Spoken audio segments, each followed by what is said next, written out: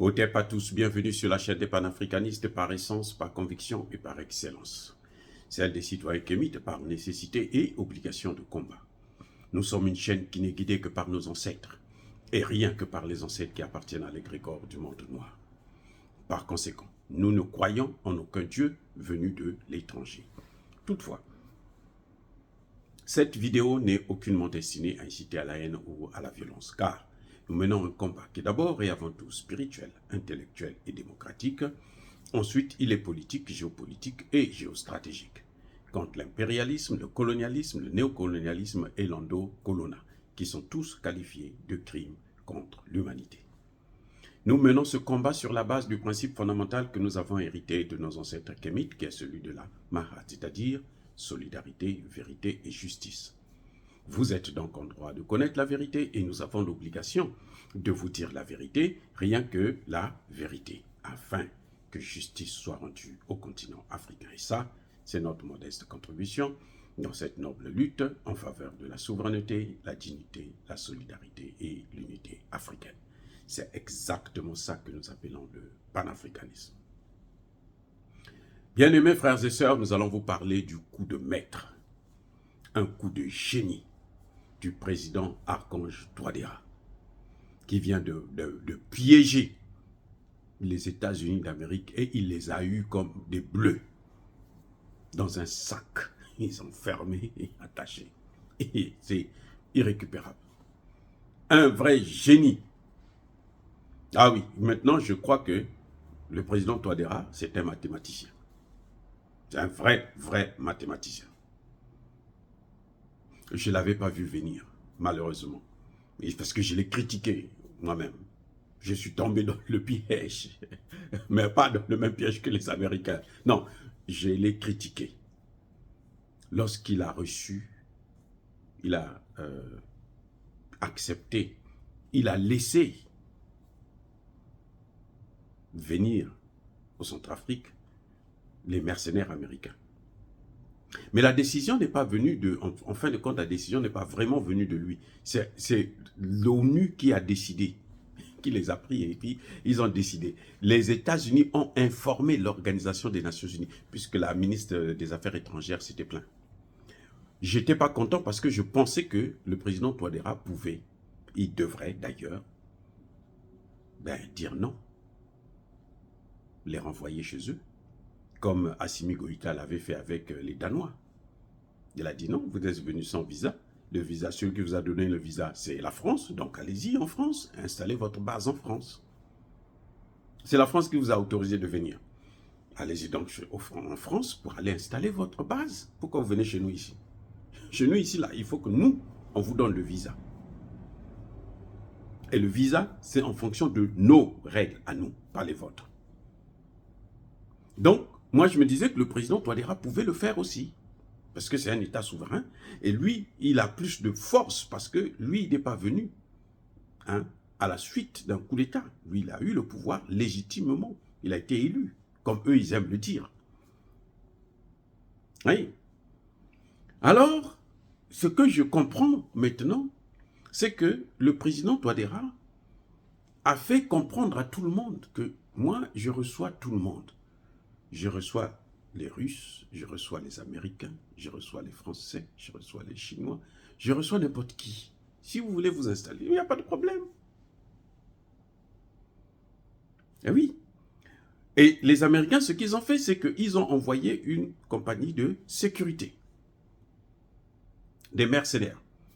Ceux qui ont foutu le bordel au Soudan, ceux qui ont foutu le bordel en Somalie, ceux qui foutent le bordel un peu partout, en Syrie, en Libye, ils étaient là aussi, dans la destruction de la Libye, en Irak, et donc ce sont des spécialistes, les Américains les ont envoyés. Puisque eux, ils sont venus, et que moi, j'ai le droit, moi, Touadéra, j'ai le droit de prendre, de recevoir n'importe quel de mes partenaires, alors ils se tournent le dos vers les Russes, et ils demandent aux Russes, venez installer une base militaire. Les Russes viennent avec une base militaire de 10 000 hommes. Ils sont à 80 km de Bangui, dans la ville, je crois, de Bossango, si j'ai bonne mémoire. Voyez, du coup, les Américains qui ont forcé la porte, qui ont forcé l'entrée, ils ne peuvent plus dire non, nous, vous ne pouvez pas faire venir les Russes. Non, ils ne peuvent pas dire ça, puisque eux, les Russes étaient déjà là. Eux, ils sont venus. Maintenant, je renforce ma présence, la présence des Russes. Si vous voulez aussi, venez amener votre base. Or, Touadéra sait que là où il y a les Russes, les Américains ne viendront pas installer une base. C'est pas possible. Parce qu'ils ne pourront pas travailler. Les Russes les contrôlent. Les Russes ont aujourd'hui un système de renseignement plus performant que celui des Américains. Ça, c'est la réalité. Donc, du coup, eh bien, les Américains ne peuvent plus avancer. Vous allez voir que ces mercenaires-là, de Bancroft, là, ils vont finir par fuir. Ils vont fuir. Ils vont se cacher. Quand les Russes vont s'installer là, ils vont se cacher. Et ça, c'est ce que je n'avais pas vu venir. C'est un coup de génie pour arriver à clouer la bouche des Américains. Les Américains ne peuvent plus dire que non, tu ne peux pas faire venir les Russes. Ils ne peuvent pas. Puisque lui, il est ouvert à tout le monde, y compris à vous. Pourquoi vous voulez qu'on ne reçoive pas les autres? Vous êtes piégés. Or, vous ne pouvez pas amener les militaires, votre base militaire. Vous travaillez avec des mercenaires. Parce que vous n'avez pas les bonnes intentions. Maintenant, il amène ceux qui viennent, qui ont de bonnes intentions. Et ils sont cloués. Maintenant, il y a des gens qui vont vous dire que non, mais les Russes sont venus, les Russes veulent, on quitte un maître pour aller vers un autre. Non, cette théorie-là, c'est la théorie occidentale. Ils viennent pour les matières premières. Non, c'est faux. Les Russes ont toutes les matières premières. C'est les Russes qui alimentent l'Europe en pétrole, en gaz, qui alimentent les États-Unis en uranium.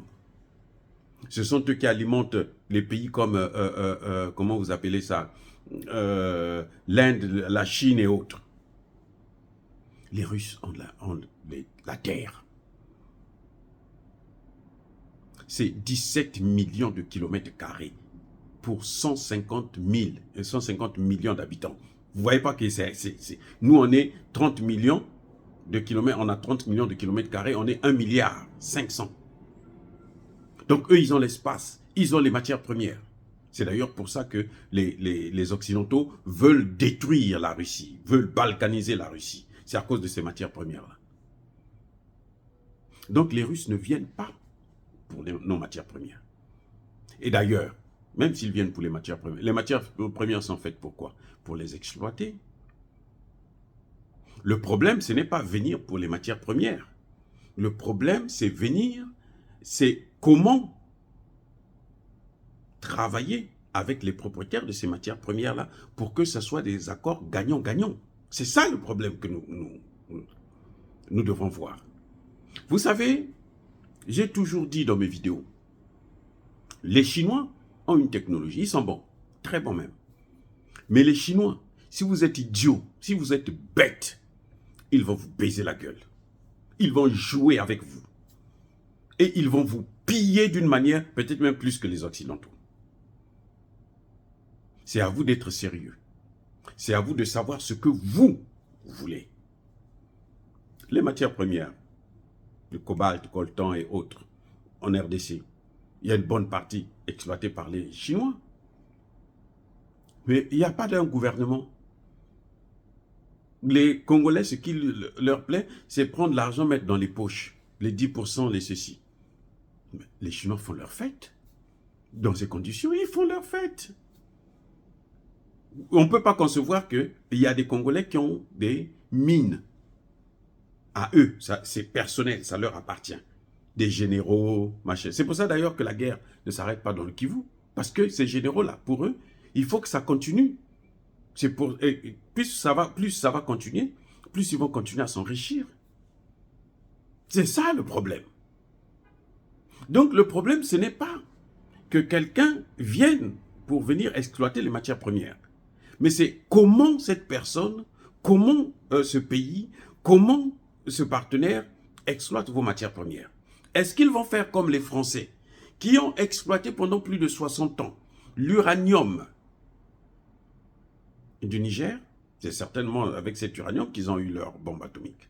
Ils ont exploité l'uranium du Niger et ils se sont arrangés à appauvrir le Niger au point où le Niger est parmi les 5 ou 10 premiers pays, les pays les plus pauvres au monde. Le pays qui a l'uranium, 80% de sa population n'a pas d'électricité. Vous ne voyez pas que c'est criminel? Donc, ce n'est pas le problème d'exploitation des matières premières. Non. Il y a une différence entre l'exploitation par les Occidentaux, parce qu'eux, ils ont dit, hein, c'est Helmut Kohl qui l'a dit, les Africains, là, ils ne doivent pas avancer. La Chine a échappé, mais les Africains ne doivent pas échapper. Donc, ça veut dire quoi? Les Africains ne doivent pas se développer. Parce que s'ils se développent, nous, on va perdre le marché. Mais pourquoi ils vont perdre le marché? Ils vont perdre le marché parce que eux, ils viennent pour piller, pour voler. Et c'est ce qu'ils ont toujours fait depuis l'esclavage jusqu'à aujourd'hui. Donc, la thèse selon laquelle les Russes viennent pour les matières premières, elle ne tient pas debout. C'est une thèse alors, qui n'a aucun sens. Eh oui. Maintenant, dire que c'est un nouveau maître, je vous dis, ils n'ont pas besoin de nous coloniser.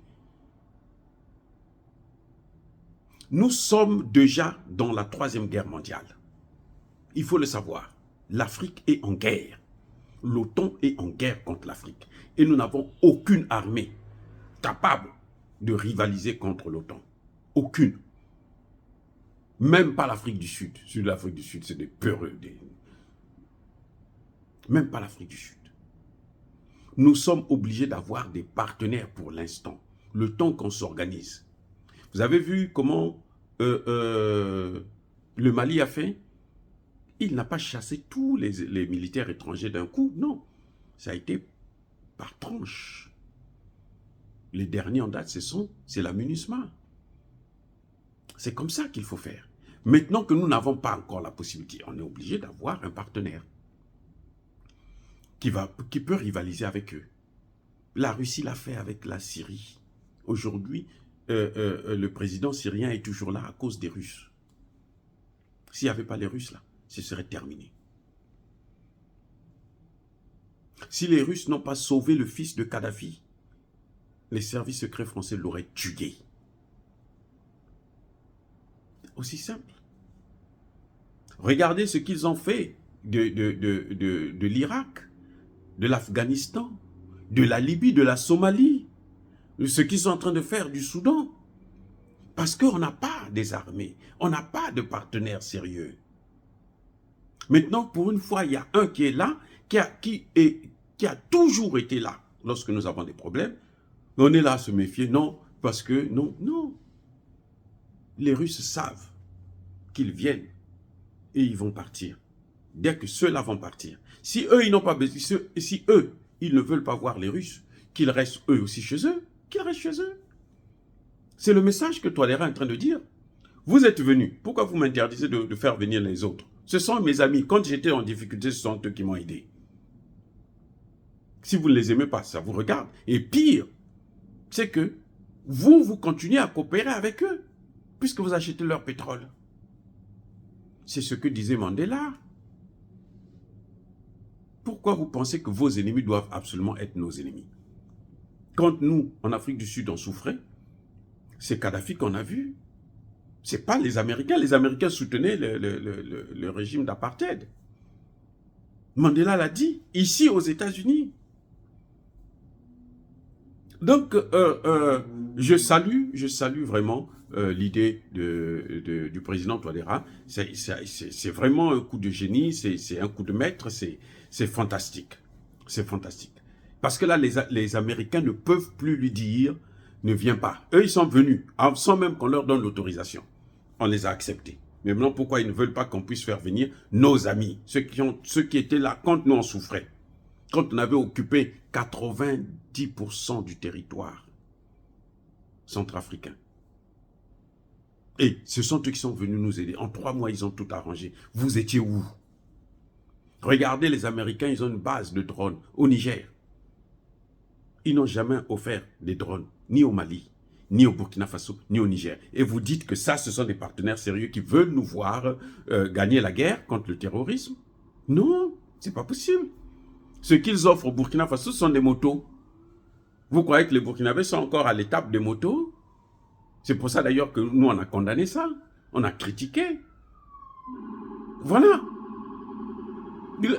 Le Burkina est à un niveau où ce n'est plus les motos qu'ils vont utiliser ou les pick-up pour aller faire la guerre contre le terrorisme. Les terroristes ont des motos et des pick-up.